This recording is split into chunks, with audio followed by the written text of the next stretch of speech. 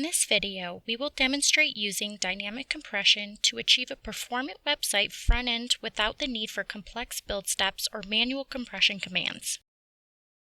The setup involves users accessing our services through web browsers like Chrome, which have client-side performance metrics measured by tools like Lighthouse.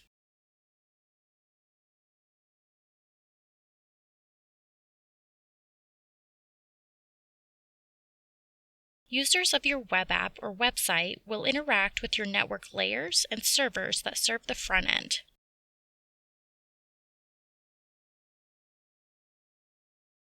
We will demonstrate using dynamic compression with a static website hosted on Google Cloud Storage, but the concepts can be adapted to other setups. When users access our website, the process will look like this. Chrome sends a request to our website's public IP, and the front-end HTML, JavaScript, and CSS are delivered to the client. To enhance performance, we will use Cloud CDN to incorporate edge caching and dynamic compression into the system, resulting in an improved overall experience.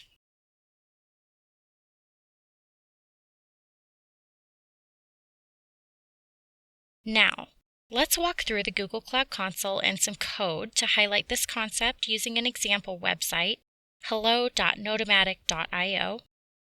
This web app features a dot that follows your mouse cursor on the screen.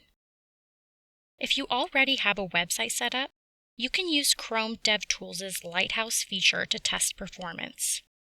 When analyzing page load, our simple example website yields great results, but real-world sites with more content may have lower scores. Compression can significantly affect website performance by reducing loading times. To improve the compression factor for your website, you have several options. One approach is to compress files on your website backend using tools like gzip, which can compress static website files. You could run a command like gzip-r on your JavaScript files. However, this manual approach has drawbacks. It requires extra work, is error-prone, and doesn't adapt well to different web browsers' supported compression formats. It's important to accommodate the needs of various browsers, as some formats may be supported by Chrome but not by others. This concept can be illustrated through the Network tab in Chrome DevTools. For example, when examining the script.js file, we can see in the request headers sent by the browser to the website that it accepts encodings like gzip, deflate, and br, which are potential compression algorithms supported by the browser. However, the response encoding is not using any of these, returning plain text JavaScript instead, meaning we're not taking advantage of this possible performance optimization. Rather than changing the code, let's explore how we can implement dynamic, adaptive compression on the infrastructure level to improve website performance with minimal effort. To understand and set this up, we need to access the Google Cloud Console and examine the load balancer serving the website.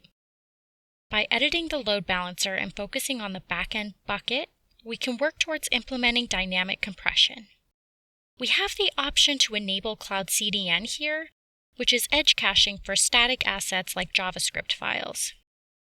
Edge caching improves load time as it serves content closer to the user, reducing the network distance. Enable it and then look at the advanced configurations. The parameter we're most interested in is the compression mode. Change it to automatic and click Update. By updating the load balancer, we enable dynamic compression for our website, potentially significantly improving performance. To understand the impact of dynamic compression on an active website, we can examine the Solution Studio Site's Network tab. After reloading the page, we can see that the JavaScript files are under 1 megabyte in size. By inspecting the response, we can observe that dynamic compression is being used, resulting in significant file size savings and improved performance. We hope this video was helpful and want to thank you for watching.